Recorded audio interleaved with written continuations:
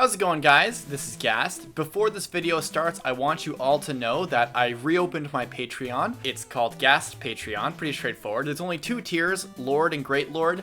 Very straightforward stuff, mostly just has to do with Discord privileges in my private Discord chat. If you want to support this channel and support me past just turning ads off on my videos, go ahead and take a look if you like what you see, if you kind of like the offers, I suppose, and if you want to support me in any other capacity than just watching these videos, go ahead and support me. If not, totally cool.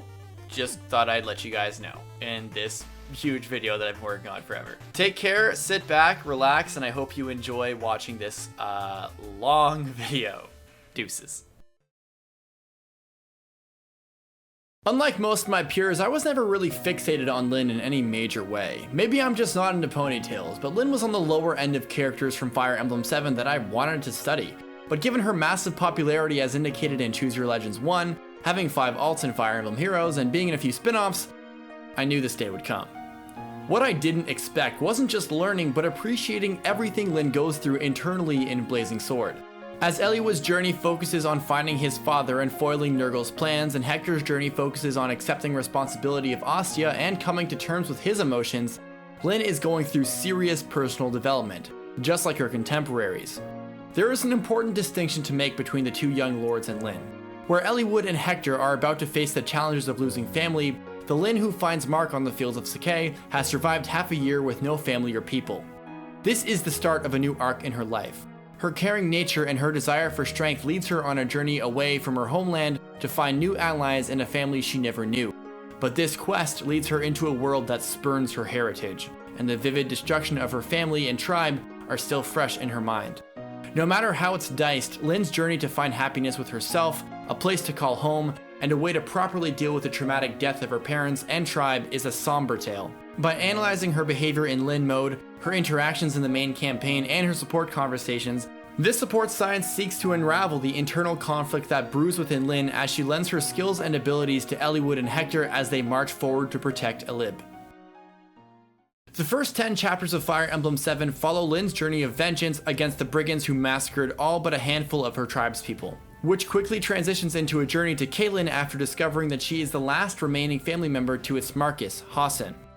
After discovering that she is now a target to Lord Lundgren, her granduncle who is hungry for the Caitlin throne, she joins Kent and Sane on a new mission to rescue the only family she has left. Along her journey, she reunites with old friends, encounters the mysterious Black Fang, and teams up with royalty from other lands.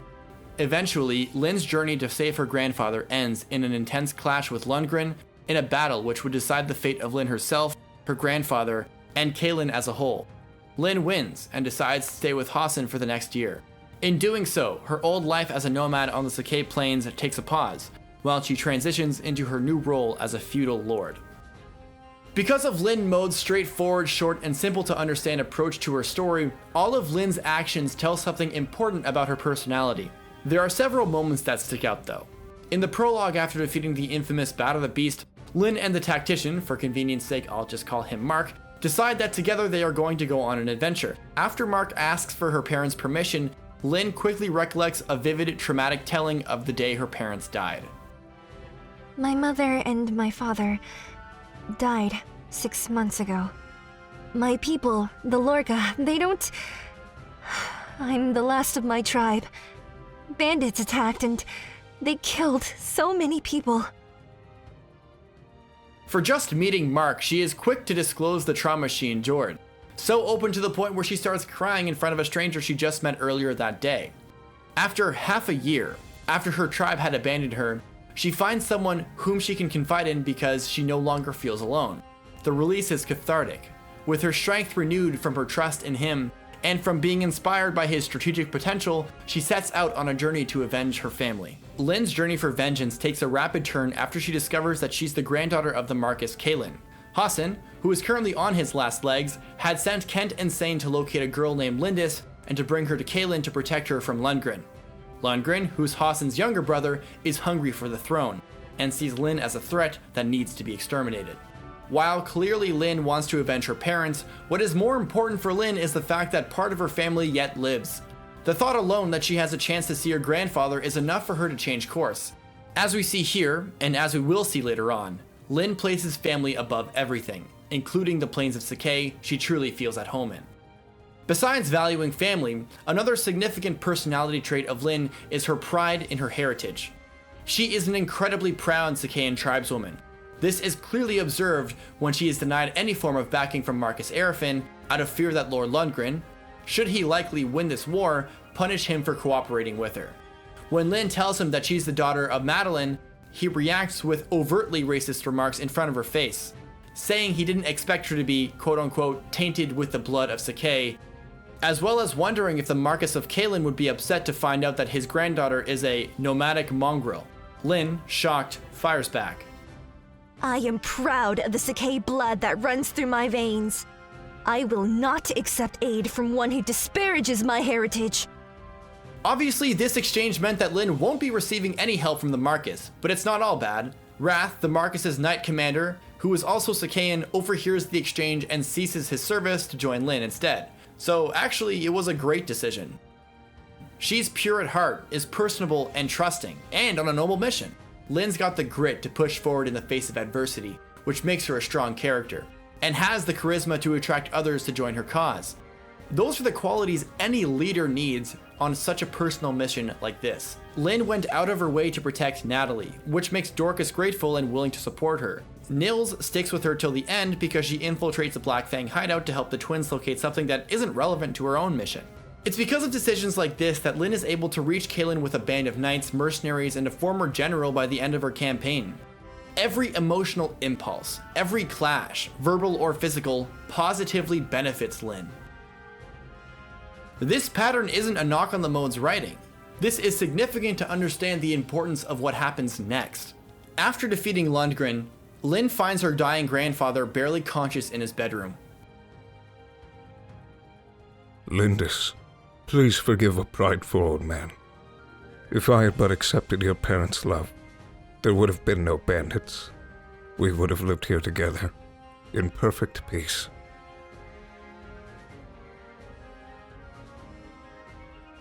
Grandfather, my parents, my tribe, our life was one of love and peace. The end was tragic, but up until the attack, we were truly happy.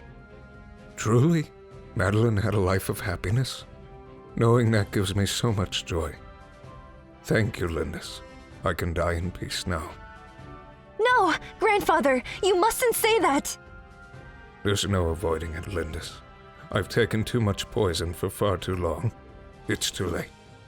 Be brave, Grandfather. You will recover. Believe me. On the plains, we say that illness fails in the face of a strong heart. I am with you now. You mustn't give up. LYN's insistence for Hassan to fight through the poison motivates him to survive, and not long afterwards, Hassan is described as if he were a new man. And so, LYN mode ends. The lonely plainswoman decides to stay in Caelin to take care of the last remaining family member she has, instead of going back to Sakai. LYN and Sane and Kent have accomplished what they set out for when they first met in Bulgar. All seems right. LYN's entire campaign, from her lonesome on the plains to meeting her grandfather in Caelin, has been tightly strung together in a near-perfect way. Nearly everything she set out to do ends with satisfaction and closure. She takes risks which put her in danger, but always comes out on top. Well, the thing is this. LYN's journey is so smooth because she's never challenged. She has nobody to make her reflect on her actions. She doesn't need to compromise her values in order to advance on her journey, and has no reason to doubt herself about anything she's doing. But then comes the main campaign, and her supports, where we see how LYN responds to these sorts of confrontations. She struggles to adapt to the world and to find her place in it as she grows into a strange role in Caelin while leaving Sakai behind. Her pride, once a major asset to her, begins to hold her back. Her impulsiveness, which led to many successes before, starts having the opposite results. And still, the trauma over the death of her family still looms over her head. LYN mode may have ended at chapter 10, but her real story is just beginning. LYN's journey is pretty straightforward and follows some story tropes that Fire Emblem uses in its other games. the unknown daughter of royalty sets out on a journey, is accompanied by noble knights, gets a magic sword, prevails against bigotry, and defeats her wicked usurper uncle. This series does similar stuff with its other main lords too. Sometimes it's discovering who you are and taking the road that the world needs you to. Like Alm starting from just a farm boy to embracing his destiny as king. Or Corrin, living as a prisoner in his own home, to gaining such power to determine the fate of 2 worlds. LYN starting from a lonely plainswoman to learning her heritage as heir to the Caelin throne, ending in her living in Caelin with her grandfather safe and sound, isn't really changing the game, so to speak. They all have happy endings too. Alm and Celica create a new world together. Corrin embraces his duty as King of Vala and leads his people, whoever they are. There is no 1 year later, is there? We are left to assume that this is the best possible outcome for our heroes. But what if it wasn't? Her supports tell a different story about what happened after she took responsibility over Castle Caelin. Banquets. I see. Those are no place for someone from the plains like me. Oh well. Chancellor Reisman tells me I need to learn manners. I have to attend all these affairs in place of my ill grandfather, you see. The Chancellor doesn't think I act enough like a lady of Caelin. That's why I was hoping to find a lady that could teach me. Manners and such? That is fine by me, but I think you're worrying too much. You should relax. Take it in stride. Yes, but I have so far to go. I'm not like a lady at all. My grandfather took me in, a mixed-blood child, but I fear the other nobles of Lycia will not be so accepting. I do not want the Sakai blood in my veins to bring my grandfather's shame. LYN and Eliwood's B and A support start to unravel a story that answers that exact question. LYN, the woman who, without any hesitation, fired back at Marcus Arafin and Lundgren over their racist remarks to her heritage, is the same woman who a year later is afraid that it will bring shame to her grandfather if she cannot adjust to the life of a noble. Her Sakaean pride and self-confidence is one of the most recognizable traits about LYN to begin with, but now it's holding her down, making her fearful, shy, and in her own head. As Eliwood says, it's nothing like the LYN we know, and the worst part is, there's no right answer to her problem. Eliwood tries to remind her of the strength and confidence that she once had, but while LYN is appreciative of his support, his advice is not as applicable as you would hope. LYN can't just be herself. That's exactly the problem. Being a prideful Sakaean and refusing to change would only make things more turbulent between LYN, her advisors, and potentially Hassan himself. This isn't some situation where she can flex her way of life on these old racist white dudes in their own institution and suddenly have them realize they are wrong. Eliwood doesn't fully understand the significance of LYN's heritage and what it means to her current situation. It's going to be a common pattern in her supports that LYN feels lost and inadequate in her unexpected role as a Lycian noble. It was much more than what she bargained for when she set out to rescue and look after Hassan, and she begins to doubt the basis of the loyalty of her comrades. In the Kent B support, she asks him if he stays with her just out of loyalty to Hassan or if it's because of LYN herself. She doubts her own value as a person, wondering if her retainers follow her because they are obligated to, or if they value her more than that. In her Wrath C support, she jumps to the conclusion that he is begrudgingly in service to her. In LYN mode, she took for granted the loyalty of her comrades. She never even thought about what might motivate them to be loyal to her. But suddenly, these same relationships she had are called into doubt because of her own feelings of inadequacy to the role of a Lycian noble. In her Florina support, she talks about how stressed she is and how unfair her situation is. Please, don't hide it even from me. You want to return to the plains, don't you, LYN? I know how you used to leave the castle and gaze up from the hills of Caelin. It's just... it doesn't seem fair. I know.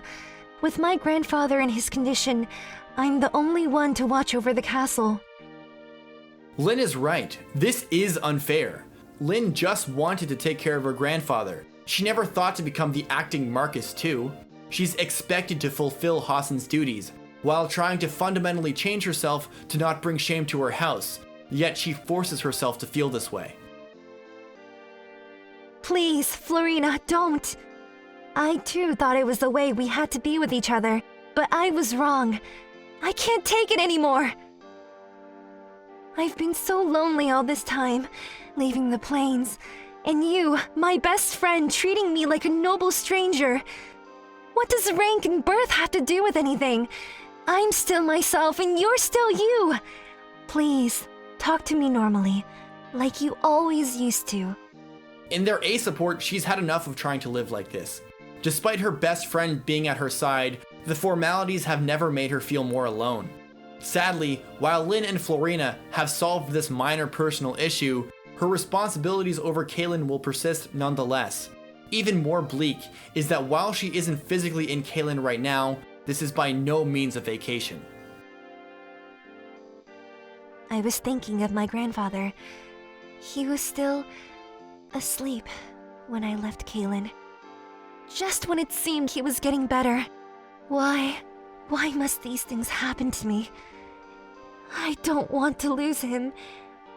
Not another one. It's quite the subversion from what we always observe for these protagonists. It's always assumed that upon taking the throne or discovering one's lineage, that this is the best possible conclusion for a character. But for LYN, the grass is greener in Sakai. At the same time her angst and nostalgia from her position in Caelynn bring her grief from behind the scenes, LYN's blunt honesty and emotional impulsiveness, which before yielded in battles won and allies gained, start to cause friction with her new companions. Her trauma and loneliness makes her quick to judge others, and she runs quickly into confrontation where there needn't to be. This is easily the most prevalent in her dynamic with Hector. From its inception, LYN instigates her peer, seemingly on impulse. I was watching the way he fights. He's not like you, Eliwood. He's somewhat like my own knights. But different still. He relies so much on power. It's like he's never been... I haven't. I taught myself how to fight. I've no issue with that. But the way you swing that axe around, you're a threat to your allies. You should be more watchful. It's such an unwarranted statement on LYN's part that it even leaves Eliwood confused. LYN seems taken aback herself at her remarks, realizing what she actually said, then quickly apologizes afterward. Naturally, the situation gets a bit awkward, but because of Hector's cavalier approach to things, it blows over and they begin discussing what to do next. This is LYN's first ever experience with Hector. So where does that judgmental behavior come from? From LYN's perspective, Hector fights seemingly without discipline and with no regard for himself or his friends. What impression does that give off? Words like aggressive, foolish, unhinged, and violent come to mind. Many traits which LYN despises. That's the way you would describe a brigand. Consider LYN's best friend and the types of people she confides with. Florina is gentle, Kent is noble and kind, and Mark is helpful. LYN is quick to call out people or behavior that she does not like, and given that Hector fights and carries himself like a dude bro, she is predisposed not to like him. In LYN mode, this worked to her benefit. It showed us that LYN didn't take crap from anyone, but here, LYN came off overly critical and judgmental over a guy she never spoke with. The next moment of contention with LYN occurs at the port of Badon, where Eliwood and Hector discuss the opportunity to board Fargus's ship to get to the Dread Isle. However, when LYN hears them contemplating working with pirates, she gets upset. Pirates? Uh-huh. They're fearless, or as close as makes no difference, and they'll go anywhere for a fee. Who knows? They might decide to accept your mad offer. Pirates. Looks like we've no choice. Are you serious, Hector? Working with pirates? That's unbelievable! You're considering it, aren't you, Eliwood? If there is no other way, what else can we do? You too, Eliwood? I've misjudged you. It's foolishness to trust the goodwill of pirates. I'm finding another way. LYN storms out and insists that she'll find another way herself. As Eliwood mentions a few moments later, LYN views pirates and bandits as the same, lawbreakers and murderers. With her history with bandits, she shuts down the idea completely. In the heat of the moment, LYN believes she misjudged Eliwood, implying that he wouldn't be the kind of guy to stoop so low as to cooperate with criminals. She has a bad impression of Hector, and nothing has changed her mind since. LYN is angry. She's angry with Hector and Eliwood for opting to work with pirates, and she is angry that they're right. There are no other options. In the next chapter, she is alone, dwelling on the situation and once again remembering that terrible day her tribe was massacred. Immediately, Hector's entrance to the scene sets her off. He walks in on her crying and does a great job reinforcing her initial impression of his brutish qualities. I'd like you to stop pouting. This pirate ship is the only way for us to get to the Dread Isle. I thought you understood that. Was I mistaken? How I feel or what I think is no concern of yours. Eliwood told me about your parents and those bandits. But these pirates, they don't seem like bad fellows. Between that bluntness, lack of empathy, despite being informed from Eliwood, and nonchalant demeanor, LYN takes this exchange as some meathead she doesn't even know telling her to get over it. Then LYN goes off, going into vivid detail over the massacre of her family. She doesn't just talk about her family, but her entire tribe being poisoned, debilitated, and defenseless. A painful retelling of her dying father lifting her up on his horse and sending her to escape, while axes were tearing her people apart, and finding out that virtually her entire tribe was already buried. In response, Hector turns his back to her. You're a strong woman, Lindis. I thought you would not want anyone to see you cry. You're such a fool. If you think that's what I want, then why not just leave? I lost my parents too. You... It was illness that took them. Nothing like what happened to you. Still, I wanted nothing more than to cry like a little baby. And yet, I couldn't cry. Not in front of others. And when I was alone, I found I still couldn't. So, I simply thought, I don't know. You really are a fool. That's no way to... You can't just... In the Hector support science, I went over in detail what this scene meant for Hector's development. It illustrates that Hector believed that receiving emotional help from others was a sign of his own weakness. He didn't want to appear vulnerable in front of others. He didn't want anyone to help him through his hardships. Even when he was by himself, he could not cry as a part of his mourning. It just wasn't in him, even if he wanted to. Because of LYN's previous experiences with Hector, she doesn't expect him to try to empathize with her. She assumes that by explaining her feelings, she could get Hector to leave her alone. The twist, however, was instead of leaving or getting aggressive right back, he respects her emotional state. By turning his back to her, he acknowledges her perceived desire to not be seen in a vulnerable state. At the same time, he empathizes with her. Hector doesn't just acknowledge her pain, he relates it back to himself so he can show her that he understands what it's like to lose parents too.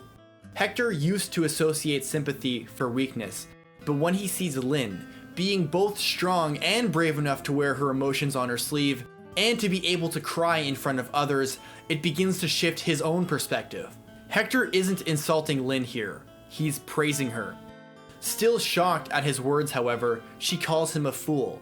But this time, because she also recognizes that his way of dealing with his own hang-ups is flawed. He recognizes her physical prowess and her emotional strength, while reflecting on his own weakness. He's truly empathizing with her plight in a way no one else really could understand. And the reality is, that's what LYN needs in her life.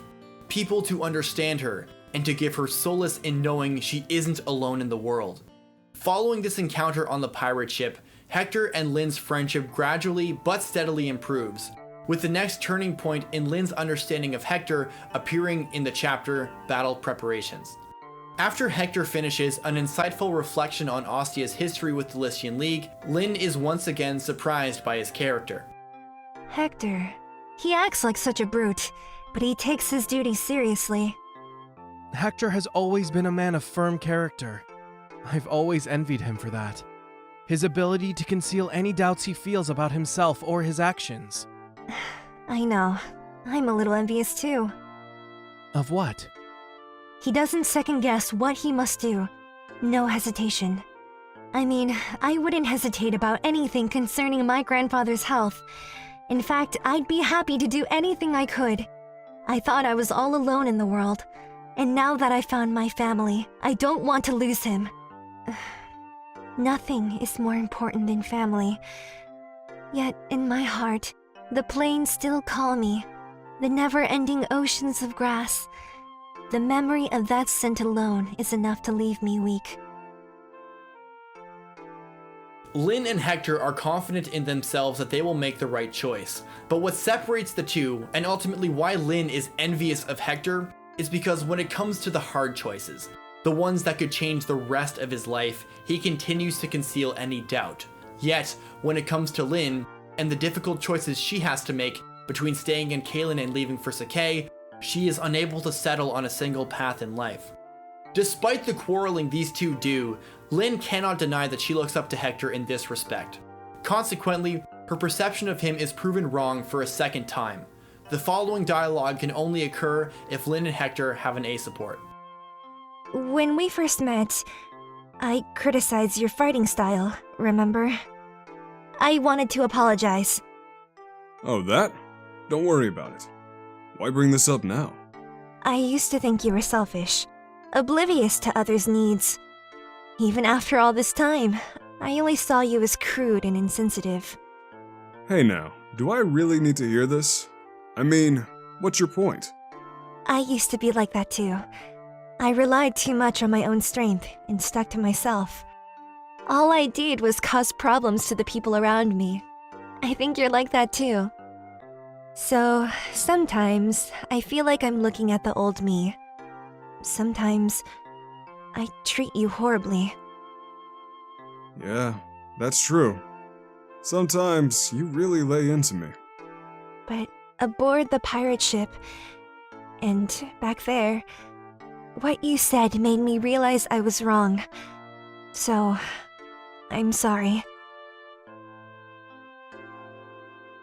Through Hector, her guilt over her past actions is recontextualized in another light. The brazen and standoffish attitude Hector sometimes has reminds her of herself and how awful she thinks she used to be. This may be tangential, but I find it intriguing that she can have a retrospective like that. We don't know what LYN used to do to the people around her, because for all we've known about her since she met Mark, she was very friendly and relied on her friends many times. So perhaps her will to go at things alone had pushed the remaining Lorca tribespeople away. Perhaps the reason why she was alone for 6 months was her own doing all along. Maybe if she had been more willing to share her pain with the people who had found her, she'd never be alone at all. Forcing the people who cared about her away and living in solitude, with only her dark thoughts to keep her company until she crossed paths with Mark, was the biggest mistake she ever made. At the end of the conversation, LYN asks Hector to punch her so she can feel better about herself. She wants Hector to get even with her, and believes that physical contact is the most straightforward way to get him to forgive her. But obviously he wouldn't do that, especially considering he admits that he's fallen for her. The point of talking about all of her interactions with Hector is to highlight the personal saga she goes through, starting with her hang-ups, which gave her preconceptions which caused friction with her allies. It takes the entire game to change her opinion of Hector, and to reflect on her own behavior, which she never had to in LYN mode. This is the final scene in the main campaign that focuses on LYN's personal growth and introspection, where Eliwood will go on to complete his character arc by defeating Nurgle and saving Alib, and Hector, as he accepts his duty to Ostia and opens his heart up to his comrades, LYN's story arc, by comparison, feels less significant and less resolved in the events of the story. Her longing for the plains, self-confidence issues, and loss of family are not resolved by slaying a dragon. LYN's path to happiness won't be resolved until the end credits, where you see her possible endings. The core values that LYN holds are her love and loyalty to her family and her attachment to CLICK. Each ending offers LYN a different resolution to her struggles throughout the story. No ending is purely the best ending, for they all focus on a different means to achieve the happiness she sought for and needed. In her 6 character endings, LYN remains steadfast in her dedication to Caelin until Lord Hassan passes away, whereupon Ostia takes responsibility for Caelin's protection. After that, she has to choose to return to the plains or marry one of the Lycian nobles and start a new life with them. This is her paired Eliwood ending. The Marquis of HERE and the Princess of CLICK were wed after the conflict. All of Lycia was in an uproar, but none could sunder their bond of love. They had a son named Roy, who will become a great hero. Her ending with Eliwood follows the narrative that was established in their support conversations, breaking the status quo and being yourself. Eliwood gives her the confidence to be herself and to not conform to the desires of her noble contemporaries as she continues to exist within castle halls. Their marriage is highly controversial, but neither Eliwood or LYN will let that split them apart. Eliwood gives her the happiness and a sense of belonging that he's always wanted to give her from the beginning of their friendship. Not one to compromise his own way of life, Eliwood embraces and protects LYN for everything he knows her to be and encourages her to be who she is, even in a world that scoffs at her heritage. Her paired ending with Hector is the following. Hector succeeded the throne as the Marquis of Ostia, but the pain of his brother's death weighed heavily on him. His beloved LYN gave him comfort and helps him become an enlightened leader. LYN might have an identical paired ending with Hector and his other potential spouses in Florina and Farina, but what they lack is the development that LYN and Hector go through in the main story. The self-reflection and shared empathy that only these two lords have. LYN is strong, yet she can freely express her sadness, which begins to challenge Hector's own perspective on emotional strength. Meanwhile, Hector's seemingly infinite self-confidence and firmness of character are traits that LYN needs more in herself. They have voids each other can fulfill, and combined with their family values, fulfills both characters even more.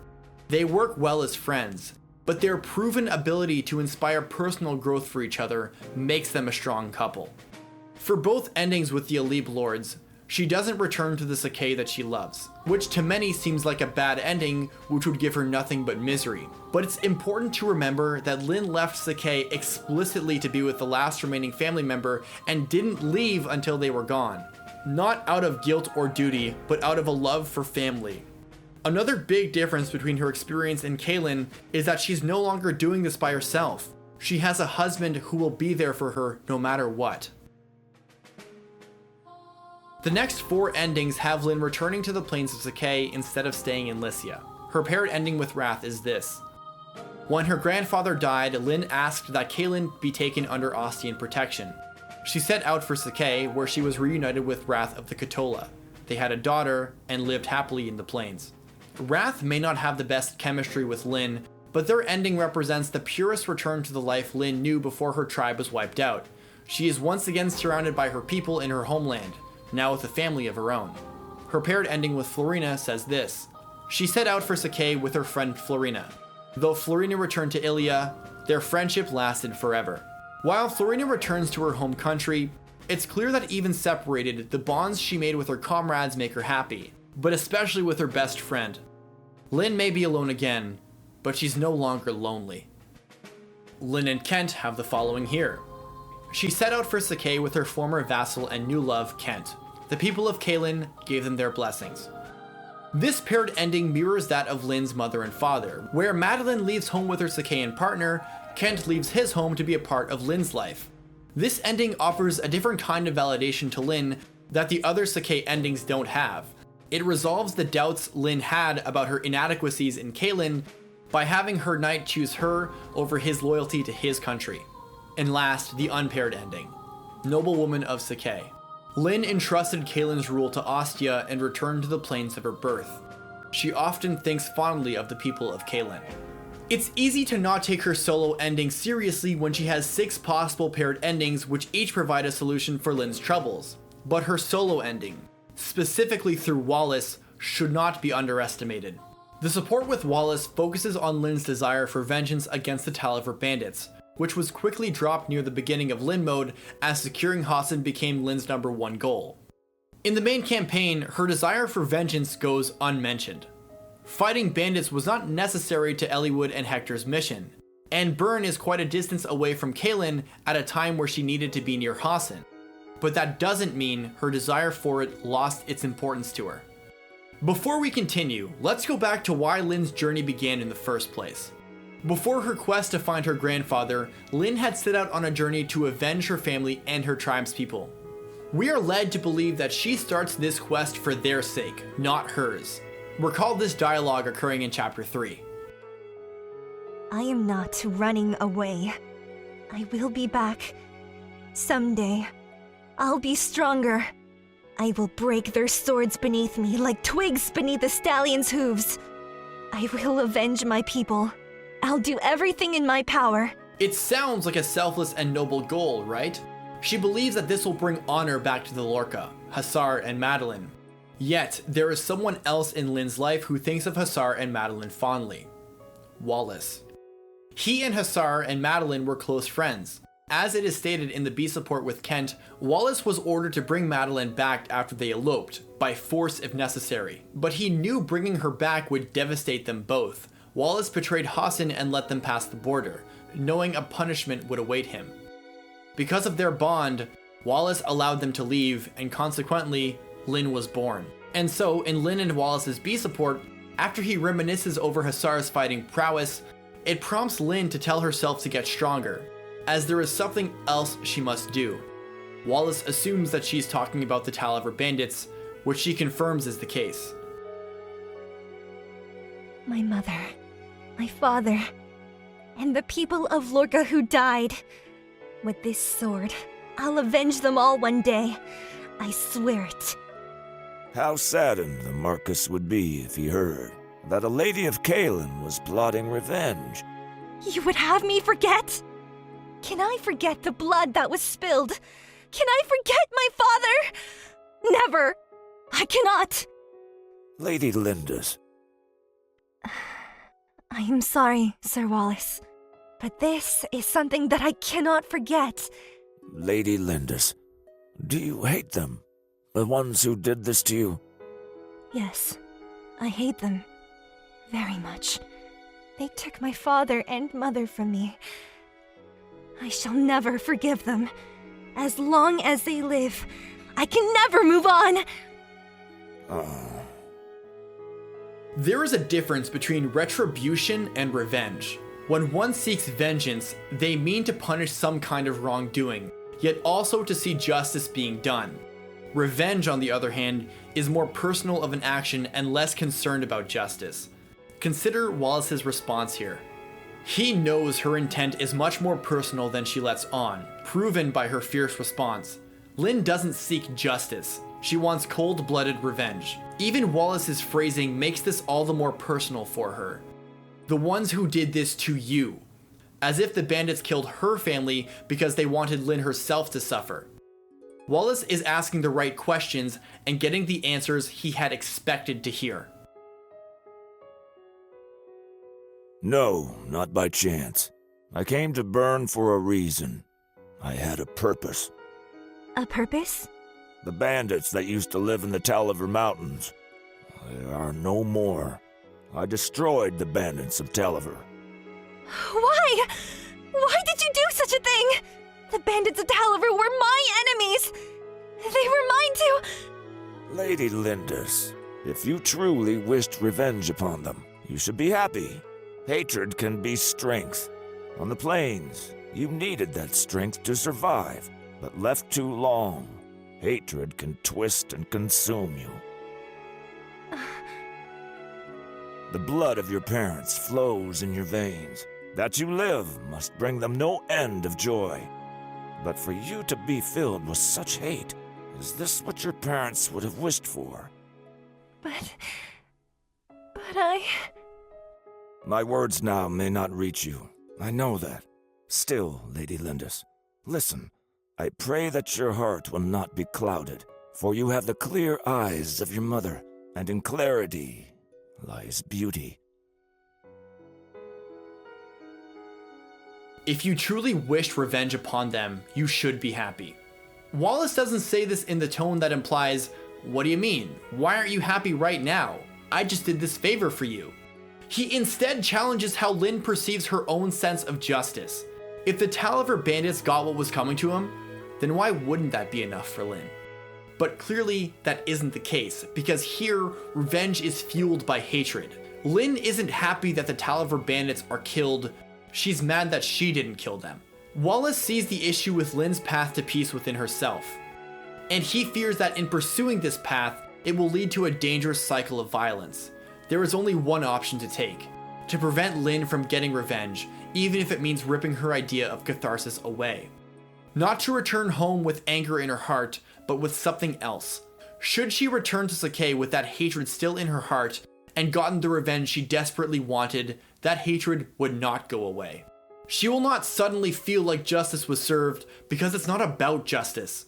No amount of dead bandits, no amount of shed blood, no amount of broken men will bring her parents back. There is no satisfaction found here, and there will be no living with the killing. If she becomes clouded by hatred, not even the plains will give her the peace she wants. Wallace does not tell her what to replace that anger with, because he hopes she will choose for herself, to return to CLICK not with hatred and destruction awaiting her, but to do so knowing that what waits for her is the beautifully simple sanctity of the plains, and the realization that her new life has already begun. In clarity lies beauty. Through Wallace, she will return to the plains, remembering all the great people she met during her time as a Lycian noble. Her desire for revenge is one that she cannot act upon anymore. As she becomes reacquainted with the nomad lifestyle, she may find a new tribe to call home. She may revive the Lorca. Who knows what lies in store for her? But one thing is for sure. Happiness, belonging, and peace await her. Where Eliwood and Hector are bound to face their own hardships with losing family, the LYN we're introduced to has survived half a year on her own, struggling to adapt to a world without family or friends. But once she meets Mark, and then again with Kent and Sane, she embarks on a journey that will see her find new allies and family she never knew she had. In this short campaign, LYN's personality traits are on full display. Her confidence, her judgment, and her Sakaean pride all contribute to finding success. Yet, despite finding Hassan and vowing to look after him, she is introduced to a new world, one that looks down on her heritage. In an unexpected twist, LYN finds herself in a precarious situation. She is here in Caelin to watch over her grandfather, but her new peers and even her old friends treat her as not LYN of the Plains, but Lady Lindis. The distinction in titles marks her journey as just beginning. Her pride becomes a source of contention within her, and her judging behavior and terrible experience against brigands sparks tension with her new ally in Hector. Her self-confidence, which is something that won victories and allies, has diminished. Instead of gathering new allies, she begins to question why they are still staying. But LYN will eventually find a solution to all of this. Through her support conversations with her friends, LYN learns to appreciate who she really is, where she truly belongs, and how many people love her for just being herself. Her hangups over Hector, which really reflected her own personal issues and traumatic memories projecting onto him, finally get resolved after she admits to her judgmental attitude and apologizes for treating him unfairly. However, it's not finished here. She must weigh the values between family and home. Yet, whatever path she decides to walk, what awaits her is the belonging she had lost, the confidence she had struggled to keep, and the peace and happiness that she had hoped to find.